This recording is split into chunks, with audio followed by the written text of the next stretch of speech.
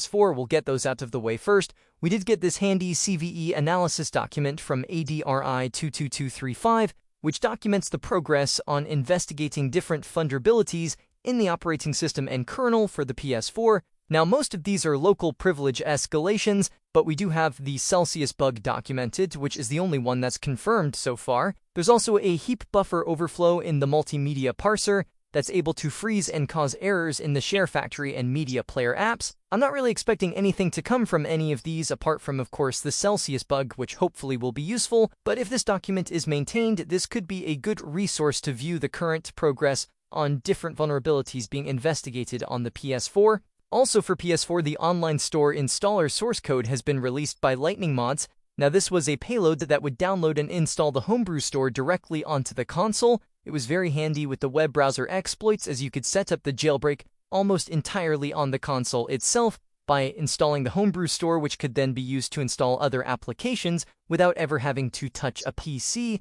However, it stopped getting support after a while, but now that the source code is released, it could be revived by another developer or even repurposed to install different applications directly onto the console. Now, there's also a test build going around of a firmware version spoofer created by Sonic ISO that was posted by Zeko. Now, this can be used to spoof the firmware version string in your system information page, your console information, and it will allow you to spoof that firmware version to any number you want. It's mostly a cosmetic change. However, be on the lookout for fakers and scammers, because they will definitely use this on a jailbreakable firmware to make it look like they are on a higher firmware, like they have a jailbreak on 13.60, by spoofing the kernel version to 13.60, so that will likely happen. At the moment, this appears to only work on older firmwares like 5.50 and below, but if it gets ported up to support all the firmwares, it might end up being put into ELF Arsenal at some point. Now, GetGenius YouTube jailbreak project has now included the 13.60 ELF loader, getting the YouTube jailbreak ready for whenever we do get some kind of kernel exploit that could be loaded through YouTube jailbreak on 13.60.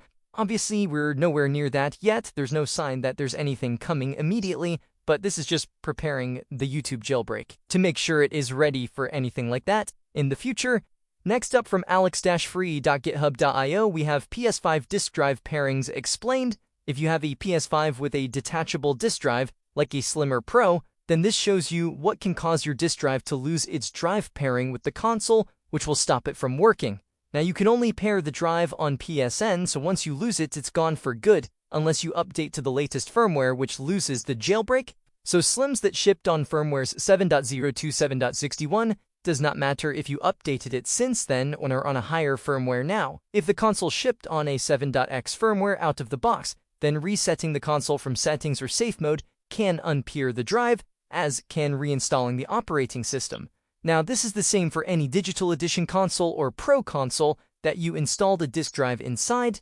They work the same way because it has to be paired manually. The only difference is the newer model slims that shipped with 8.00 and above can reset from the settings and safe mode, and it will remain paired, but reinstalling the whole operating system, your system software, will still lose the drive pairing. I would personally recommend avoiding any of those actions on a console with a detachable disk drive, just out of caution, so you can use this document as a guide if you have a detachable disk drive to know what can cause your disk drive to get unpaired, depending on whether it's a console that was obviously shipped on an older firmware or a newer firmware, and if it's a digital edition where the drive had to be paired manually versus one that was already paired from the factory. We also have an update to the new PHU format for loading PS5 game backups, using the A53 processor along with the cracking compression. We have Marcus95, who appears to be testing it, who says, "Here we go, we're starting the test on the PSU format by Arksama. Stay tuned," and we've got some screenshots of some of the tools that are being used. We have this PSU builder utility that takes the original PlayStation 5 game dumps and then converts them into the PSU format, as we can see there. So it now appears to be in the hands of testers and getting ready, hopefully, for a release fairly soon. Now, Marcus95 has also released a new PS1 emulator, and this is a native PS5 app version of the emulator, likely dumped from some PS1 game release on the PS5 that is now being repurposed to load other PS1 games. So you can copy your PS1 ROM files into the games folder, up to 16 games in total, and run the tool to add the games, and then copy the PS1 emulator folder to the Homebrew folder on your USB or internal data folder.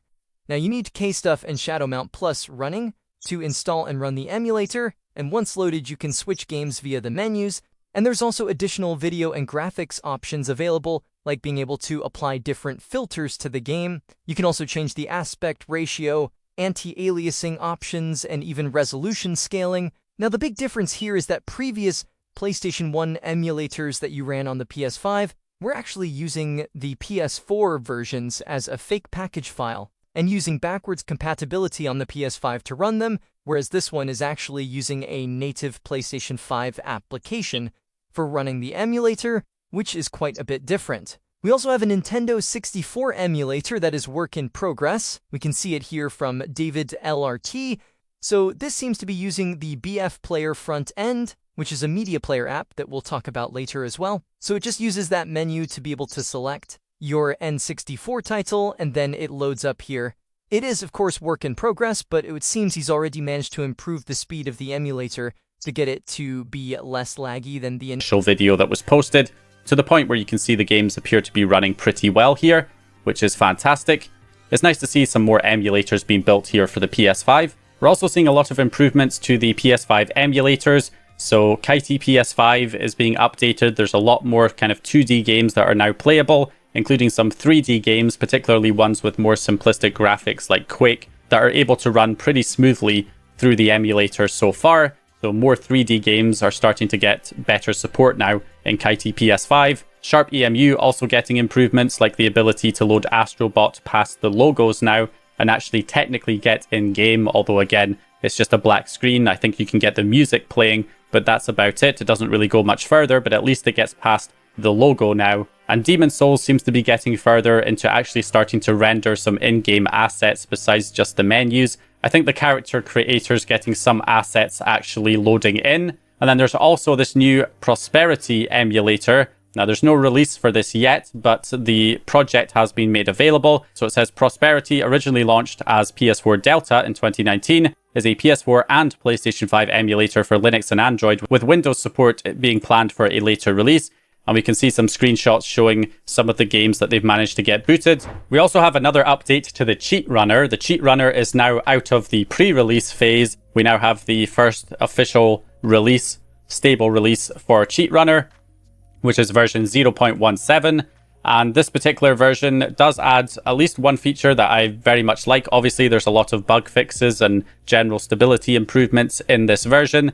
There's now a controller hotkey where if you hold down L2 plus R3 by default, you can change the hotkey in the settings to something different, but by default it's L2 plus R3 while you're in game. With the CheatRunner running, it will automatically open up the browser, take you to the CheatRunner on the page for the trainer for the game that you're actually running, so that you can enable and disable your cheats quickly and then just go back straight into the game and continue playing, instead of having to access it from another device like your phone, or having to, exit out to the XMB and then find the shortcut in the media section and bring up the trainer, all of those different steps. Instead, you just use the shortcut on your controller to just bring up the trainer immediately, which is a very nice touch. And obviously, there's a lot of other improvements and fixes added in this version too. So if you're having any problems with any previous versions, you can update to the latest build of the CheatRunner. We also have quite a few new Homebrew applications, mainly media players. From John Tornblom, we have JT Play and TVHP. They both install by extracting the zip files to the Homebrew folder on your USB or internal data folder on the console storage, then simply run the web server payload that's downloadable from the payload manager. Once loaded, we can launch the Homebrew launcher to load the applications. I wasn't able to get TVHP to load on my PS5 for some reason. It was just spitting out errors, but JT Play works great. It lets you browse your storage to locate your media files, and I just put some test files to play on my USB drive so I can navigate to the MNT USB 0 folder, and just like that, it plays the video file without issue. I can skip through the timeline using the D-pad, and then press X to pause and unpause the video, and circle to go back to play another video file. It also plays audio files like MP3s, and has a very nice little audio visualizer animation that looks great when you're playing your audio. Alternatively, there's another media player called BF Player that can be installed from a single payload. You just load it once and it will install the launcher into the media section on the home page, launch it, wait 5 seconds, and then press circle to start up the app. You can add a whole folder full of media, and it will make them available to play within the app. Once the video is playing, you can press the touchpad button to bring up the shortcut list with options to seek, skip chapters, change subtitles, switch audio and video tracks, adjust the volume, and even change the aspect ratio. You can also press options, which brings up another menu with a settings pane and the option to return back to the library to load additional media. So we have new media players, live TV, new emulators all coming along around the same time. Now we also have ShadowMountPlus Fan. Now this has actually been around for a while, but there's been some debate in the community as to whether or not something like this is actually necessary for certain consoles. But generally it is a version of ShadowMountPlus that includes a custom fan profile that will set every time a state change occurs. So it says here, automatically rewrites the temperature threshold data into the Southbridge fan controller whenever a state change occurs, such as starting or exiting the game, because it says that there are certain consoles that might get their fan speed stuck at 19%, and no matter what, and then temperatures can rise up to 90 degrees C in many games, and this custom profile will keep setting a temperature threshold of 79 degrees C, which should prevent that from happening. Now, none of my consoles have ever exhibited this behavior, and I do have consoles on different firmware versions, but you can, of course, monitor your temperatures using something like the ETA Hen overlay or the PSU overlay, or I believe Alf Arsenal can also monitor tanks. So you can kind of take a look at your temperatures and see if you think something like this might be necessary. If you're getting very high temperatures, you could potentially load this payload and then compare it after the payload is running to see if there is an improvement. But it does also warn that there could be bugs on firmwares 10.06 and above, so users on higher firmwares should proceed with caution. So if you are going to be using something like this, make sure you monitor the temperatures before and after to see if it does actually improve your temps overall. So anyway, that's going to do it here for this one. Hope you guys enjoyed this video.